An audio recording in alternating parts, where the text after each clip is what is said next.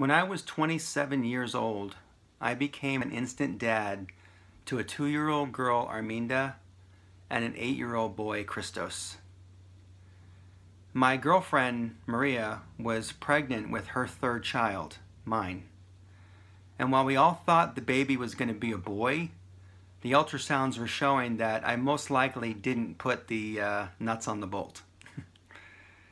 Maria and I were up in Maine for a long summer weekend, and one of the days we were there, we chose to grab lunch on the patio of the Lobster Cooker restaurant in Freeport. We picked up an earlier discussion about baby names, and holding her Greek tradition sacred, Maria wanted to name the baby after my mom. Now, my mom's name is Chris, but there were already 6 of them in the immediate family, so that was out. We started to explore names that were a bit outside of the tradition, but were also best representative of our newly forming family dynamic.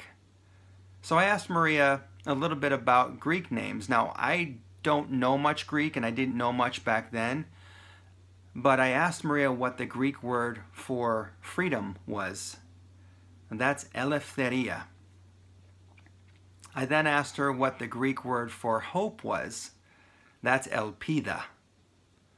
I then asked her what the Greek word for life was. That's zoe. I loved how that sounded, I loved how it was spelled, and I especially loved how non-traditional it was. On October 18th, 1998 at 5:10 p.m., Zoe Christina Hodgson was born. While the doctor and nurses were tending to Maria, there laying in this plexiglass cradle was this little girl with my nose and a few other features of her mom and I. And I have to tell you, I was really scared though. Not so much because the baby turned about 3 shades of red in about 2 minutes, but more so because now I was 100% responsible for this child. And I remember sitting down at the edge of the cradle, and I folded my arms, and I just stared at this baby girl trying to open up her new eyes. And I said to her, I love you, and I want you to know that I'm going to do everything in my power to be the best dad for you. That declaration was tested on more than a few occasions as Zoe was growing up. Most notably when she was diagnosed with Graves' disease at 3, when she had to have her thyroid removed at 5, and when her mom and I separated for divorce when she was 7. As I was trying to navigate the separation and upcoming divorce, I had no idea what life was going to be like as a single parent. I had lost myself completely inside of the marriage, and I wanted to find and reconnect with who I was as a man, as a family member, and especially as a father. I had just spent the last 7 years raising 3 kids. And these relationships with them were so important that, and this transition was just so difficult that I nearly needed some guidance and some professional help. I had reached out to a few therapists based on referral, and I heard back from one pretty quickly, so we booked an appointment. But before I saw her, I received a call from just one other therapist, Dr. House. I thanked Dr. House for calling, and I told her that I already had an appointment booked, and instead of just hanging up, she actually took the time to ask me what was going on. I told her that my marriage was breaking down and that I just wanted to find out what made me tick, and she really offered some sage advice for me that day. And that was that she said, Eric, I really hope that things work out for you, but while you explore therapy, I would ask that you just be critical of yourself. Not so much that you're beating yourself up, but rather be open and completely honest with yourself. Otherwise, therapy is not going to help. Those, honestly, were very great words that I am extremely grateful for to this day. A week later, I was sitting in front of the therapist that I booked time with first. I was upset. I was being completely open and honest, and I was looking for some guidance and relief. And at the 50-minute mark, She promptly stopped me and said that both our time was up and that she couldn't help me with what I was going through. She started to give me some more advice and to make referrals to other doctors, and I just thanked her for her time and left. And I remembered my conversation with Dr. House, so I called her up and asked her if she still had availability. Luckily she did. So a week later I'm sitting in front of her, I'm upset, I'm being completely open and honest, I'm looking for some guidance and relief, and at the 50-minute mark she promptly stops me and says that both our time was up, but she asked then, what do you want to work on first, Eric? Ugh, that was a huge relief. That very next session, we got to work. It was going to be a challenge though, because I was simultaneously stuck in the vacuum of the separation. I was questioning my capacity as a father, given that I wasn't living at the house any longer, and I had no idea what to do. I didn't have any coping skills. I mean, I could function for some things like going to work, but in other areas of my life, I was just really depressed, and I didn't want to go anywhere or do anything with anyone. Actually, isolation became my best friend, and I didn't think I had the strength to fight to feel better ever. And that honestly showed to all of my family and friends. Months went by. I had session after session with Dr. House, and she never did any of the work for me though. She always just gave me nuggets to process until our next session together. But over time, my strength did begin to build. The depression eased up. I felt like I could smile authentically again. I got out more. I started to date. And I did creative things like doing crafts and taking day trips to Salem, Mass, and actually traveling out of state with Zoe and Arminda. When tough situations came up, and they always do inside of a single parent household, actually they always come up in a regular parent household too, or a two-parent household, I should say. Instead of reacting, I was now responding. Instead of getting depressed, I was able to sort through my emotions and carry on. And instead of getting knocked down, I could take the hit and keep on moving. The stresses of being a single parent, though, are sometimes immense, right? I mean, all of the decisions that we have to make, they aren't just for us, they're for our kids too. And some of those decisions may require a court system to be involved. About 7 years after the divorce was finalized between Maria and I had to step into a situation that I was not prepared for in any way. I was now in a custody battle for Zoe and Arminda. Zoe was having a really difficult time through all of this. You know, at 14, there's already enough to contend with at that age, and add family stress and guilt to the situation, she was really struggling. So much so that she was actually hospitalized on a couple of occasions, but she could come home to see me on weekends. While not an ideal scenario in any way, we were bonding as a father and daughter only could. This one particular weekend, I pick her up and bring her back to my house. She's up in her room listening to some music, playing her ukulele, texting friends, and putting on this really cool henna tattoo on her hand. Hey Zozo, you want to make some kale chips? Yes. We were cleaning up and she says, Dad, I'm really tired. I want to go to bed. I love you, pumpkins. I love you too, Dad. She gives me like the best hug, and she heads upstairs. I do some work on my computer, and a little while later I go upstairs to say goodnight. And when I open her bedroom door, I hear Jonathan Frusciante's guitar playing on the stereo. A string of Christmas lights is lit around the perimeter of her room, but she's not in her bed. Out of the corner of my eye, I could see that she's standing in her closet, and I think she's going to jump out and scare me. I say, Zoe, what are you doing? Zoe? She didn't respond to me. She wasn't standing in her closet. I called 911. About 5 days later, over 900 people came to Zoe's wake. Her friend Kelly came up and she was just sobbing. And all I could do was put my arm around her and just say, "It's going to be okay, sweetie. Zoe would want you to remember all those good times that you had together, right?" Another friend, Sarah, came up to me and she said, "I'm so sorry, Mr. Hodgson. Zoe was so nice to me and she was always smiling." As more and more people came up to share stories of Zoe with me and to tell me how much that she impacted, inspired, and gave them hope, and to tell me that they were sorry for my loss, I was sorry for their loss because I knew what we were all going to be missing. Her smile, her sense of humor, her ukulele playing, her voice, oh, that voice, and honestly, her philosophy of life to just be. It took me months before I felt somewhat normal.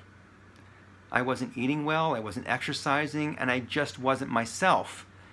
And it took a really long time for it to sink in that Zoe would be so pissed off with me if she knew that I was letting all of those good memories from her life stop me from living mine. But how am I going to move on from this? The week after Zoe was buried, the house began to empty out and all of my friends and family went back to their own lives.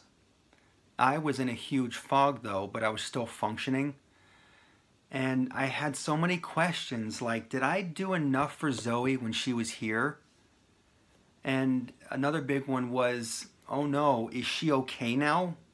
Where is she? Is she okay? But I think the biggest one was, now what do I do? My purpose was to raise Zoe. Now what am I supposed to do? What I didn't know at the time was that each of these questions that I asked, when answered, became the tools that I needed for my journey towards resilience. And that death left these behind for me. Not directly though. They were there for me to find, to answer, and to grow from. And it's the same for us in any loss in our life though. I mean, isn't that why they call it picking up the pieces and carrying on? So how does one find these tools that are left behind? Well, first, we have to believe and be aware that they are there. And second, that you have the ability to find them and nurture them into existence. You see, the gravity of loss often reveals the weightlessness of resilience. For me, what became clear early on was that the people that were most impacted by the death of Zoe needed to be guided through this chasm of unknowns. I began to focus on how much Zoe meant to all of us, and that come hell or high water, we were going to find a way to get through this together. And it became my mission to fight for my family and all of Zoe's friends to find that pathway back to better days, that light that we desperately needed to see. And if they couldn't see it, then it was up to me to help them put at least one foot in front of the other until they would potentially see it for themselves too through their own fog. We had no other choice but to be strong and to keep going, not only for ourselves, but for Zoe. And the gravity of this situation made me think a little bit harder about life itself, especially what it means to live, to truly live. We have created an artificial concept about death, that it's the end of our life too. It doesn't have to be that way. We've just let mediocrity creep in the door and tell us that any loss in life is ending our lives as well. And when it comes to death itself, we use the politically correct term of passing away. And pretty soon, we're going to start calling life breathing carefully. But why should we breathe carefully? Aren't we here for more than just waking up, going to work, coming home, letting the cable wash over us, and going to bed and washing, rinse, and repeating again over and over? Yes, we are here for more than that. I think we need to breathe deeply, to feel life for what it is, and explore why we are here for more than just surviving. When it comes to the weightlessness of resilience, there are only 3 F words that you need to remember: frame, function, and formation. First is framing. You've got to work on framing your mindset. When Zoe died, I remember sitting with Dr. House in therapy sessions again. And we were recalling how depressed I was during the breakup of my marriage and what the possibility now was of me becoming depressed, especially after losing Zoe. I told her that while I feared the same thing would happen, to be honest, that pit I thought I was going to crawl down into was the size of an anthole. And I couldn't fit down in it, so I'm not going down in it. And that framing of my mindset helped me to stay upright through this entire journey. When we experience loss in life, whether that is death or the loss of a relationship or even the loss of a job, we tend to focus on the past. We want to go back and potentially fix what we perceive we didn't do right the first time, or we blame ourselves for what didn't go right. And sometimes we can't forgive them or even ourselves. And we may even ask why this horrible thing is happening to us in the first place. And I felt some of those things too. But when I stopped asking, why did this happen to me, and started framing a new mindset and asking the question of, why did this happen for me, everything changed. I remember a specific day about 1 year after Zoe died. I work in Boston and I take a commuter rail in and out of the city. And on this particular day, when I got off the train in my town, I got into my car, and the second that the door closed, I broke down crying. This had been a daily experience for me, and it's only a 2-mile drive from the train station to my house. But for that particular day, it just kind of hit me right away, because I usually made it to about mile 1 before I broke down crying. And I'm driving back to my house, and I had tears running down my face, and I started asking Zoe for forgiveness. I'm actually begging her for it. I'm so sorry, Zoe. I should have been stronger for you, pumpkins. Please forgive me. I'm so sorry, child. Dad, I'm okay. Stop it. Jeez. Whoa. Like, I just kind of froze when I heard her voice in my head say those words to me. But something incredible happened right then and there too. So the tears turned to laughter, because I knew in that instant that I had been stuck and I hadn't been serving anyone, including myself, in the way of healing. It was kind of Zoe's way of also dope slapping me to tell me to, like, chill out, dude, right?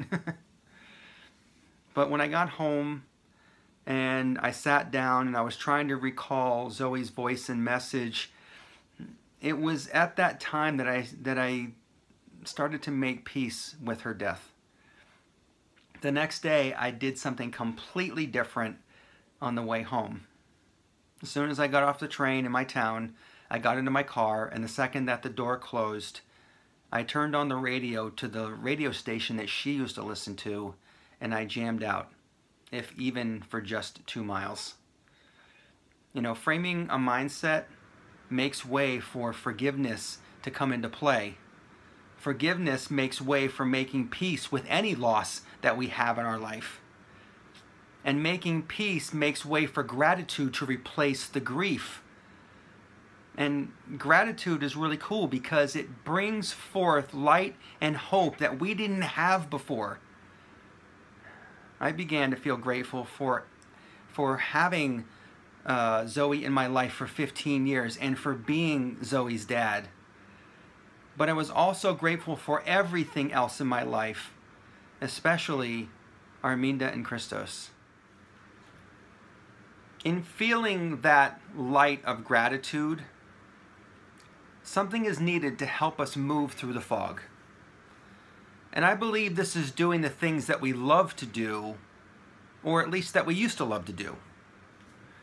And I'm not talking about our daily routine that just gets us by. I'm talking about the things that make us thrive, that actually make our hearts sing. And that leads us up to the second F word, function.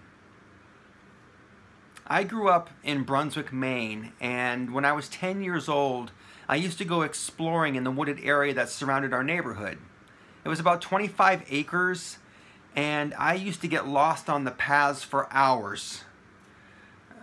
There were wild blueberry bushes out there, there were wild blackberries out there, and white pine trees were everywhere.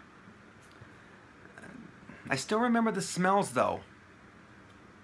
I still remember the pine sap getting stuck to my hands and I couldn't get that stuff off for days.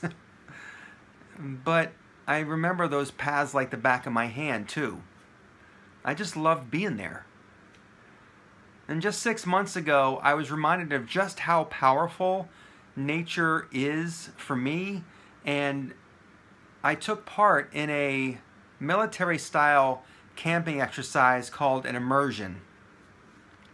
I was in the middle of a 400-acre farm in rural Tampa, Florida. I can't say rural. Rural? Yeah, rural Tampa, Florida, with 2 other people. And I slept under a tarp that was held up by a parachute string that was tied to 2 trees. And more than once overnight, I had to kind of scram the spiders that had, you know, kind of made their way under the tarp. Maybe they were looking for, like, I don't know, some body heat. I don't know, but these things were huge. And but in the morning, that first light, when I woke up, I was instantly brought back to being 10 years old again. I was fully connected to the nature, and I loved being there. And it made me open my eyes that while we're busy with our lives, we can always be reconnected to nature. It will always welcome us back in, only if we let it. I talk a lot about this experience in the book that I'm publishing next month, but look guys, being out in nature requires some physicality too, right? It's not something that just happens for us. Now, we were designed to be part of nature, not go against it.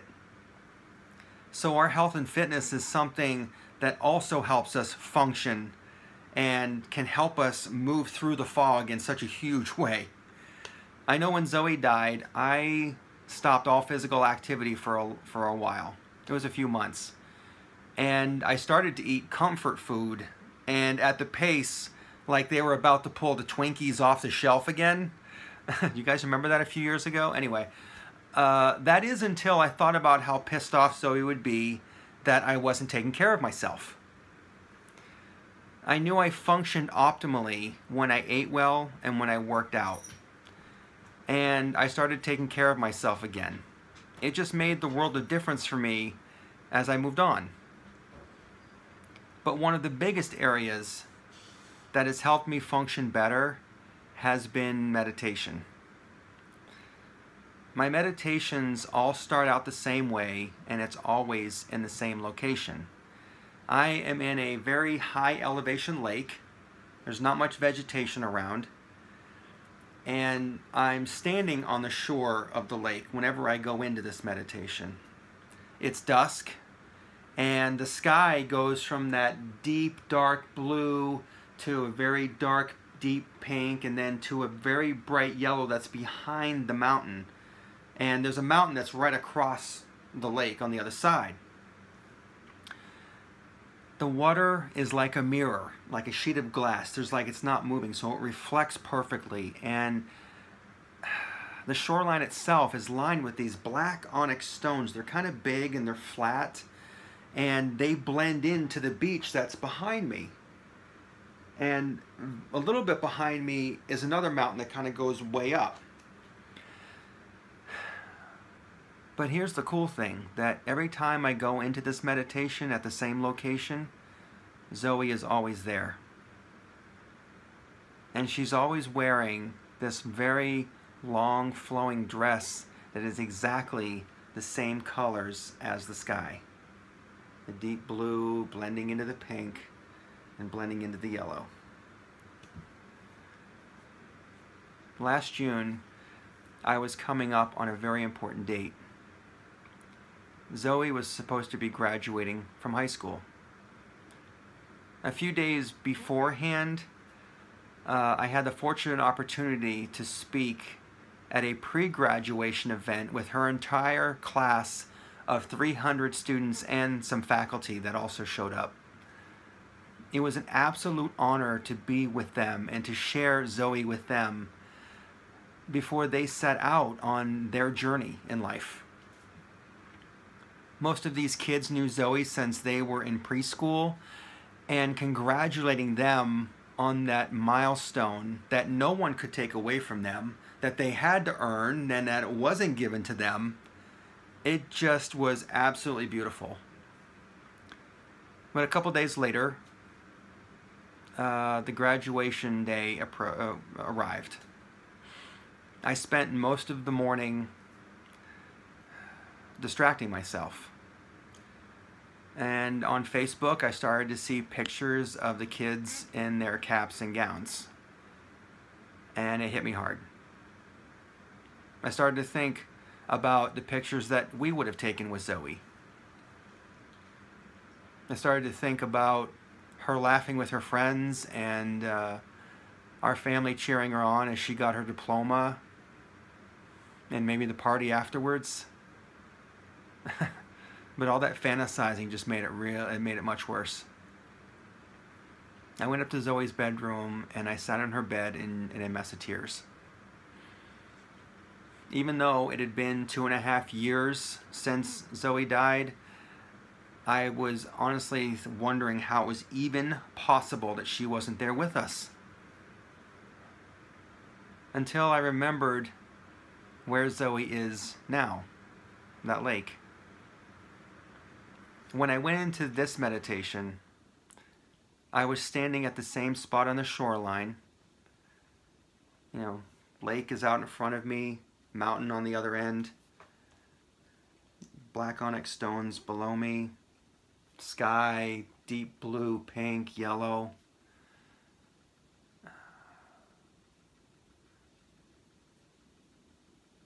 But Zoe wasn't right there. I heard something behind me up on the beach, and I looked behind me, and there is a tent set up there. It's about a 6x6 circus-like tent. It has blue and white stripes, and there's a red flag on the top. I walked up the beach, still sobbing, and I opened the flap to go in. And Zoe approaches me right away. She grabs my arms and she looks me right in the eyes and she's like, "Dad, you can't come in here like that." And I didn't realize that this was for 2 reasons until later, but first, she didn't want me to be upset. And secondarily, she didn't want me to bring that energy into the tent. I peered around her and I look in, and even though it was 6x6 on the outside, the tent opened up to be much bigger on the inside. There were several older picnic tables that were set up, and they're wooden and they're worn, and at the center of each one of these picnic tables was a candle centerpiece, and it was just so delicate and beautiful. And the people that were in there, I didn't recognize any of them. In fact, I didn't understand some of them because they were speaking Greek and other people were speaking English. Everybody was talking though, and it didn't matter that they didn't know the language.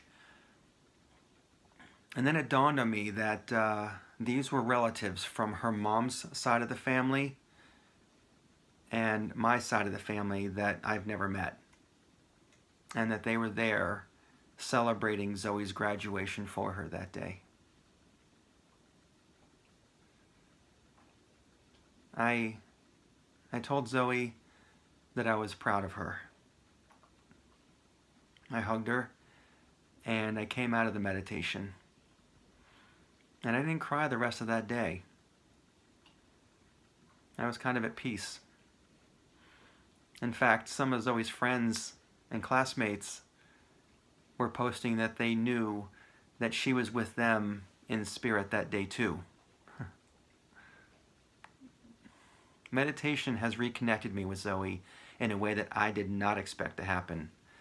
I'm grateful that I can create new memories with her, and it warms my heart to know that she is okay and that I can go back to this place at any time, this lakeside, and connect with her because she will always be there. And it doesn't matter how much time goes on in between these meditations, there is no space and time where she is. This meditation has taken a heartache and replaced it with a heart song. So let me ask you, what fills you up? What makes your heart sing?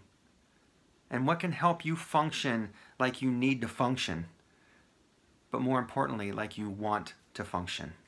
So you're coming out of the fog now. You're starting to smile a little more. The light is shining a little brighter. And the weight of the loss, whatever that may be, is starting to lift. But now we need to get to more consistent days. And that leads us to the last step, the last F word, which is formation. Formation of your core values. This is absolutely the most important step. But what are core values? Well, they bring energy and direction to your life, but they also make up your internal belief system. And it wasn't until about 2 years ago that I truly understood what core values were and how they would change my life. When I met my mentor, Bo Eason, in April of 2015, my life was dramatically changed after he told us just one story. And it had nothing to do with business, parenting, or making money. It had to do with him telling us a personal story about him having a dream at 9 years old to play professional football. And just from that one story, it became clear that growing up, Bo formed his core values around his dream. It gave him energy, direction, and a belief which propelled him through high school and college, and then it ultimately landed him a top pick in the 1984 NFL draft. Many years after Bo left the NFL, he spent some time on the stage with a one-man play that he wrote and produced and performed over 1,200 times. But then more recently, in the last 8 to 10 years, he shifted gears again. And he created a program and an event to help people learn how to tell their story. And when I attended this event, he made an offer for us to work with him, and I jumped.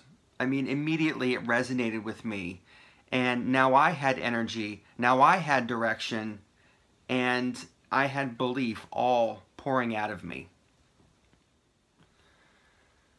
This belief carried me into September of last year, where I attended a leadership event in Tampa, Florida with former Green Beret Lieutenant Colonel Scott Mann.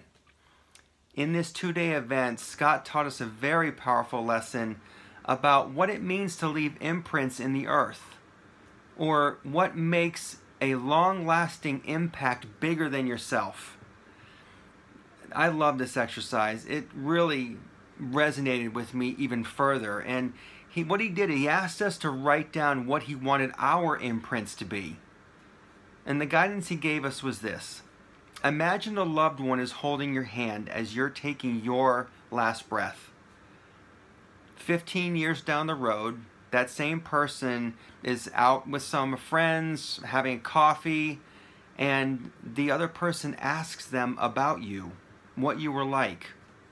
What would you want that loved one to say about you? And thinking about this, I thought about one person, Arminda.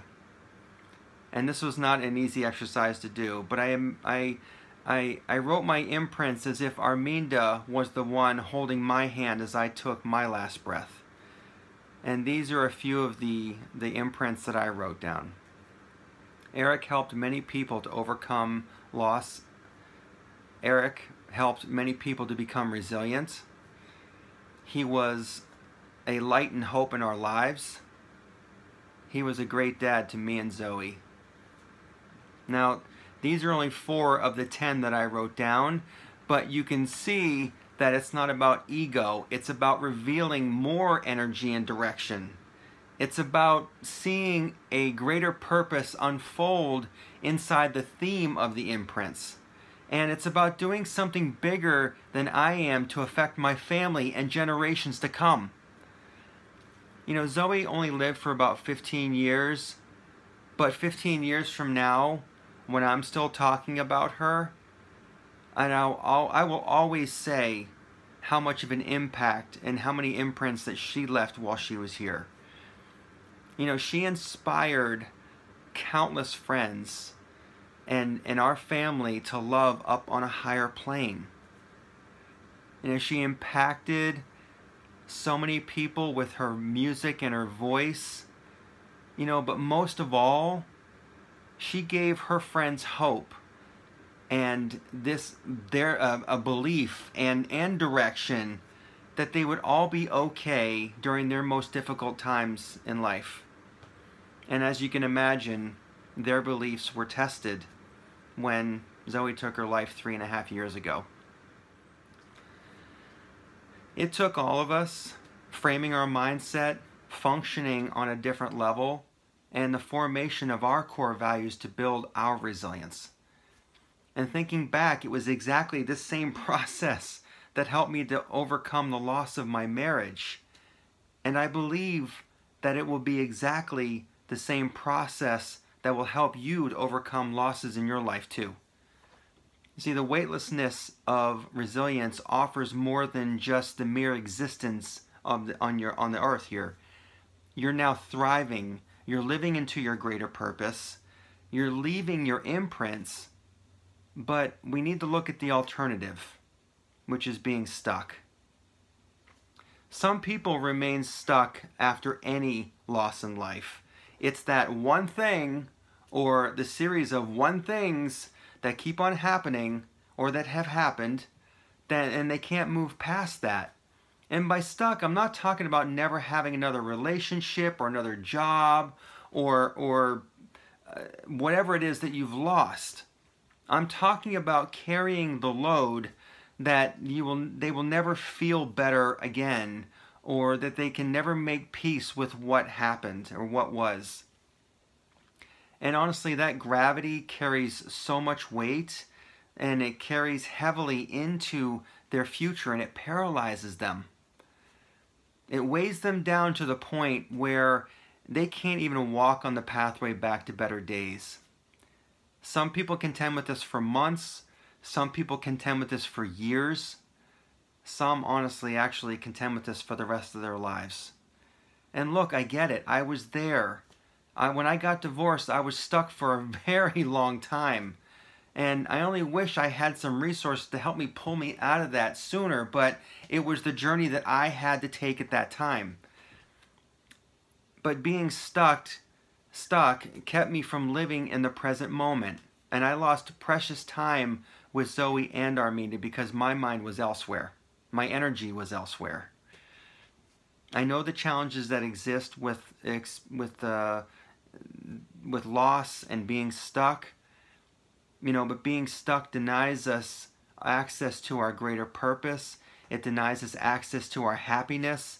And most of all, it denies us access to our life. When you take your last breath, do you want that to be a very short breath of regret? Or do you want that to be a very deep breath because you did everything possible to live your life as it should have been lived? And all of that despite the losses that you've experienced. The direction we go in life shouldn't be dictated by what sets us back, but rather it should be dictated by what pushes us forward. And by moving forward, I want you to know what it's like to be in a state of resilience and to know what that's like. Because I don't think really many of us are that far away from it. We're going to do something really quick. It won't take long, but it's going to be worth it. All right, so I'd like you to take out a notebook and a pen and a pencil, pen or a pencil, doesn't matter.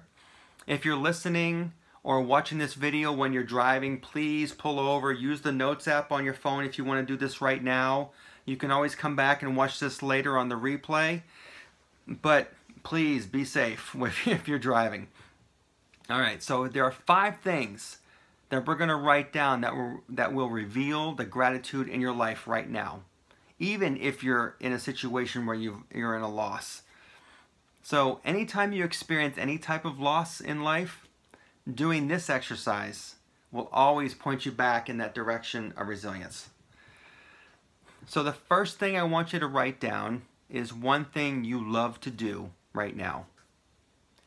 I want you to also think about this as being something that you used to love to do, or something that you love, that you've always wanted to do, that really brings passion to your life. This could be anything. Maybe you love to do a hobby or a craft and you've put it down for a while. Maybe you used to travel and you loved that. Or maybe you want to go skydiving because that's just something that you feel passionate about. Don't overthink this. You know, whatever comes to your mind, it's meant to be, so just write that one thing down that you love to do. You don't have to go into detail with this either. Just write this one thing down. All right. Next, I want you to write down one thing that you can forgive today. Is that an argument that you had with someone that you know? Is this forgiving yourself for something you perceive you didn't do? Is this forgiving somebody that cuts you off while you're driving? Again, one thing that you can forgive today. And let this be meaningful. Don't just mail this in, okay? Let's actually focus on this because these are really important. Okay, now I want you to write down one thing that is absolutely beautiful in your life. For me, when I think of Zoe playing her ukulele and singing, it makes me smile, and that to me is truly beautiful. So I want you to find that one thing that's beautiful in your life and write that one thing down. This could be your children, it could be your home, it could be anything that you see beauty in. But just write that one thing down. Okay, the next thing we're going to write down is one imprint that you want to leave on this earth. Remember, 15 years after you've taken your last breath, what is one thing that you would want that loved one that held your hand as you took your last breath to tell someone else about you? This is really important. And again, think about this one for a few seconds here. If you need to take more time, pause this video, please, that's okay. When you have that one thing written down, the imprint, that one imprint you want to leave on this earth, those are huge. Okay, so the last thing we're going to have you write down is one thing that you're grateful for. Every morning when I write in my journal, I write at least one thing that I'm grateful for. This doesn't have to be grandiose or extreme. So what if I'm grateful if my dog poops in 30 seconds and I've only got 1 minute to get her back in the house and leave? I'm grateful for that because I got out of the house on time. So again, this is for you though. It's whatever you are grateful for. So maybe you're grateful for Taco Tuesday. Maybe you're grateful because you have a roof over your head or you have a job. You know, maybe we're not thinking about the things that we currently have right now, not material things, okay? I'm talking about things that matter. Your family. What are you grateful for today? I'm grateful actually that I got to be Zoe's dad for 15 years. So again, write that one thing down that you're grateful for. And with all 5 of these, if I've gone too fast, I'm just doing this in the interest of keeping the video moving along. But go back and listen to this segment again and go through this exercise. So the reason I had you do this exercise is because it shows you that despite any loss in your life, there is a super strength of gratitude that's already inside of you. And you are more resilient than you realize. We just have to find a way to extract that and bring that out so that it becomes the norm and not the exception, especially when you're in a loss situation. I'd like you to actually share these 5 things with your family and or your kids. Make it real. All right? I also encourage you to practice gratitude every day like this, doing this exercise for the next 30 days, but just in a different manner. And let me explain that. I actually have a couple of really cool free gifts for you that I want to share with you. The first one is my 30 days of gratitude journal. And this is so simple to do, and the impact honestly will be immeasurable. So what this consists of is going through just one thing every day. We just went through 5 things, but going through one thing every day, but for 30 days. And inside of this journal, there will be guidelines to help you to understand, because it's not the same thing every day. Like, for example, day 1 could be what's one thing that you're passionate about or that you love to do. Day 2 is what's one thing you can forgive. Day 3, see what I mean? So you go through day 1 through 30. Now, the cool thing is the consistency with doing this is going to change your life in so many ways. I've been doing gratefulness work, if you want to call it that, working in gratitude. That's what I'm thinking of here. I've been working in gratitude for myself for the last probably couple of years, really consistently, and it has absolutely changed my life. And just doing this for 30 days is going to be so cool. So that actually is available on my website. And if you go to my website, erichodgson.com, you can actually sign up and the PDF will be sent to you very shortly. The second gift is a podcast that I did with former Green Beret Scott Mann. And we talk about finding resilience when times are tough. It's a 2-part podcast, and both of these episodes are available directly on my website. And it's for easy listening, meaning you don't have to go anywhere else. You can just listen to them right there on the website. And that's erichodgson.com/blog. And I invite you to listen to this 2-part podcast and to learn more about why resilience matters in your life. Look, guys, living in a state of resilience has a much greater outcome than we may even understand and realize. While I can't walk a path for you, I will always walk this path with you. And it's something that I tell everybody that I talk to about overcoming loss. We all have the capacity to come back. We all have the capacity to grow and learn and become that resilient person that we want to be. And when you're there, you're in that state of resilience, it's light. That's why I call this the weightlessness of resilience versus the gravity of loss, because that's so heavy.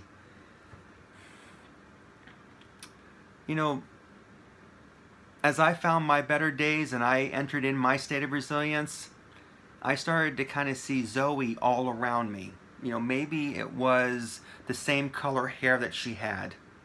Maybe it was a pair of black Chuck tees that I would see somebody wearing. You know, maybe it was even a song that came on the radio that she used to sing along to. In Greek, the name Zoe means life. And one of the greatest lessons she ever taught me was that we have to raise our frequency to see the beauty in it.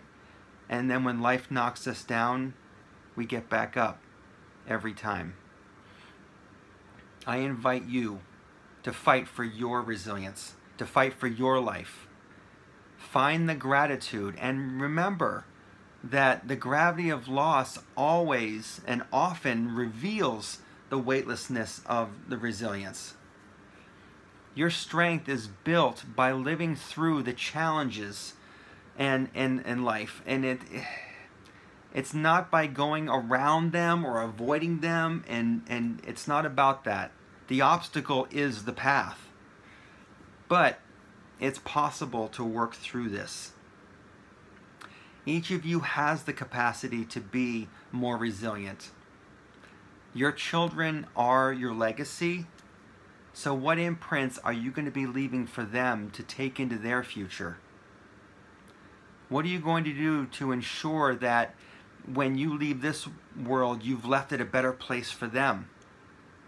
As a single parent, I'm sure that you would agree that the single most important thing you can do right now is to invest in your future. Building resilience is a major part of that. And we do that by framing our minds, functioning on a higher level, and forming our core values. It's the way. In honor of Zoe, thank you, and here's to life.